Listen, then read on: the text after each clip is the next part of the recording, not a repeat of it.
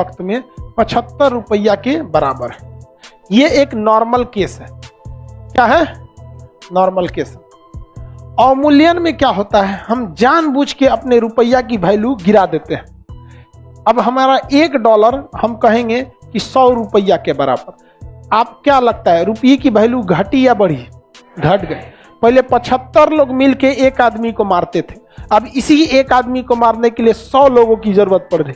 यानी इधर के लोग को बॉर्नवीटा पीने की जरूरत है। समझ में आ गया कि नहीं आ गया? रुपया की वैल्यू गिर गई कि नहीं गिर गई? ये क्या हो गया? अवमूल्यन, डिवैल्यूएशन हो गया। इससे फायदा क्या होगा? सुनिए ध्यान से। आपके देश के लोगों को पता ही नहीं चलेगा, क्योंकि आपके देश के लोग डॉलर यूज ही नहीं कर रहे हैं। भारत के लोग को क्या पता चलता है कि डॉलर में है कि किस में है? जिनका डॉलर में कुछ काम रहता है बस वही समझ सकता है। इससे फायदा क्या होगा? कोई भी टूरिस्ट आपके देश में आना चाहेगा, क्योंकि वो अगर $1 लेके आएगा, यहाँ 100 रुपया बन जाएगा। वहां का एक, यहाँ का कितना बनेगा? 100। तो उसके लिए आपकी सामान क्या लगने लगी? सस्ता। तो दूसरे जगह ना जाके आपके जगह चला आएगा। इससे विदेशी व्यापार आपके यहाँ से ज्यादा होंगे और आपका सामान ज्यादा बिकेगा।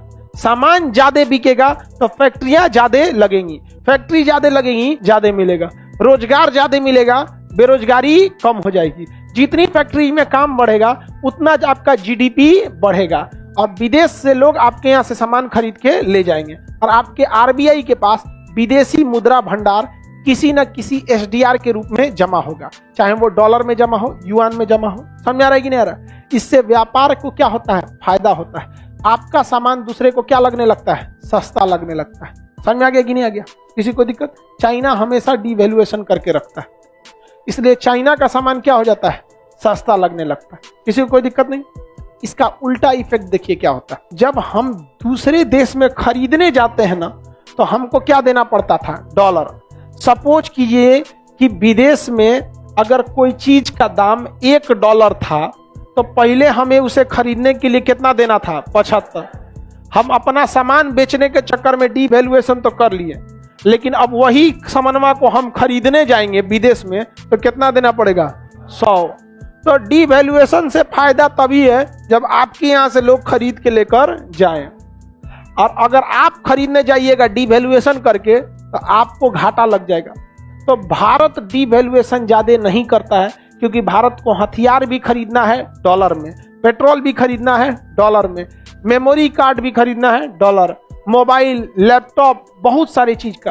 तो हम डिवैल्यूएशन करके अपना निर्यात तो बढ़ा लेंगे, लेकिन साथ साथ हमारे ऊपर आयात का बोझ भी पड़ जाएगा।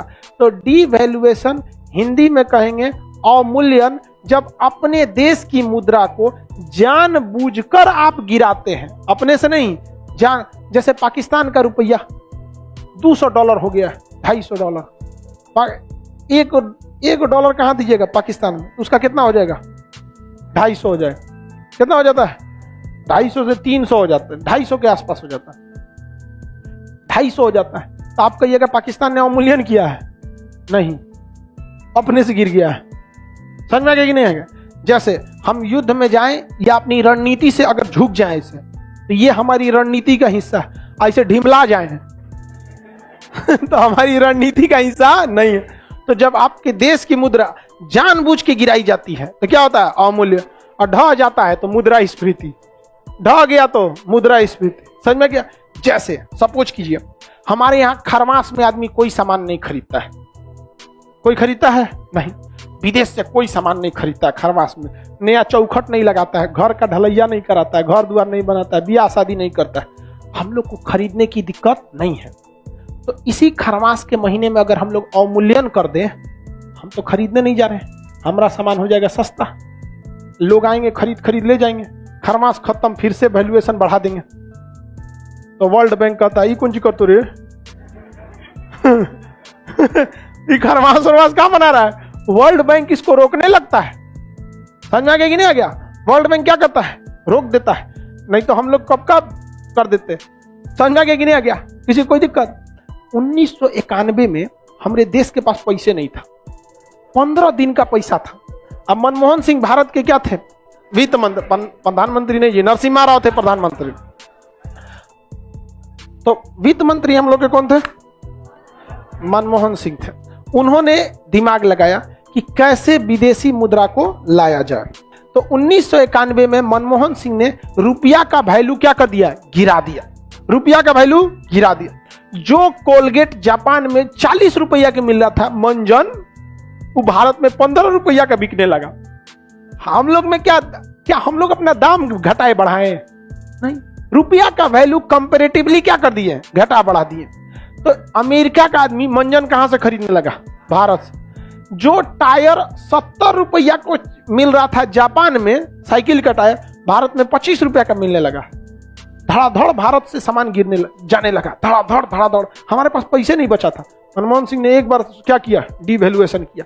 धड़ाधड़ क्या होने लगा, सामान निर्यात होने लगा, पैसा आता आने लगा। कोई खरीदेगा तो पैसा देगा कि नहीं देगा जी? दो यहाँ पे पैसा पूरा का पूरा क्या दे दिया, पैसा। भारत के पास पैसा भर गया। उधर IMF चिल्ला रहा था, छाती पीटने लगा, कौन सी करते रे, दुनिया का बैलेंस बिगड़ जाएगा। और जरूरी भी है, इससे दुनिया का बैलेंस बिगड़ जाएगा। हर देश वैल्यूएशन ही गिराने लगे तो दिक्कत हो जाएगा। इसलिए एक न एक आदमी कंट्रोल करने वाला चाहिए। और उधर वर्ल्ड बैंक चिल्ला रहा है, दांते काट ले वो। वर्ल्ड बैंक अलगे चिल्ला रहा है, IMF अलगे चिल्ला रहा है, दोनों चिल्ला रहा है सब। अब मनमोहन सिंह कहे कि तू चिल्लो ससुरत में, कुछ ही कर लेगा। मर रहे हैं हम यहाँ पर, तो मरता क्या न करता। युद्ध की स्थिति में या अर्थव्यवस्था के बर्बाद होने की स्थिति में वर्ल्ड बैंक कुछ छूट देता है। हम लोगों ने यह वैल्यूएशन केवल 2 महीना तक किए और भारत की अर्थव्यवस्था अपनी पटरी पर आ गई। यही हो जाता है। कभी कभी फ्लिपकार्ट, अमेजॉन, ये सब क्या करते हैं, सब अपना भी डिवैल्यूएशन करके बिग बिलियन डे बनाते हैं सब, और सेल करता है सब। क्या करता है, सेल। आपको समझ में आता नहीं है, जो कमीशन 20% लेते थे सब अब 2% लेने लगे सब। लेकिन इतना ना सामान बेच देते हैं सब, क्या हो जाता है, फायदा हो जाता है। तो डिवैल्यूएशन से फायदा है या नहीं है? लेकिन जब आप खरीदारी करने जाएंगे तो डिवैल्यूएशन से घाटा। सपोज कीजिए कि 1 लीटर पेट्रोल $1 में मिलता था पहले। तो पहले $1 में 1 लीटर पेट्रोल मिलता था, तो हम पेट्रोल बाहर से खरीदते हैं तो कितना देना पड़ता था, 75। कितना रुपया, 75। डिवैल्यूएशन के चक्कर में हमको कितना देना पड़ेगा? तो बताइए, अवमूल्यन से कैसे देश को फायदा होता है?